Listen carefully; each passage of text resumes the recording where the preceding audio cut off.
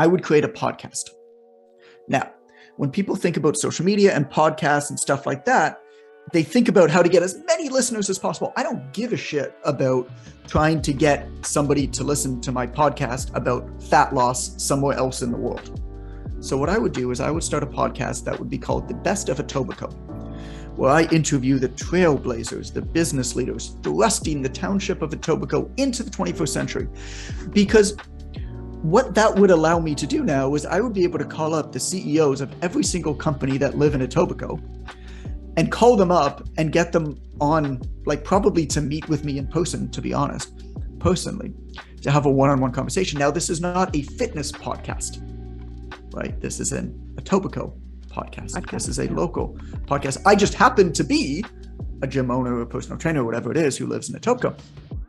Because what that would be doing, like what you and I are doing right now, having a one-on-one conversation eye to eye for an hour, is probably a more in-depth focused conversation than that person has with anybody else that month, like including their spouse.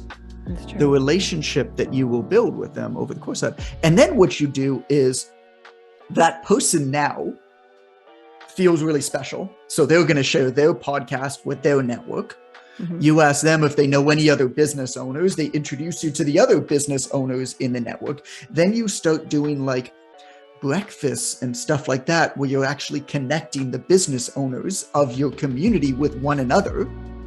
And I'm telling you right now, if all you did was this podcast, I'd rather have 100 listeners of business owners, of wealthy business owners who live in Etobicoke, than 50,000 people who are kind of interested in fat loss who live somewhere in the world.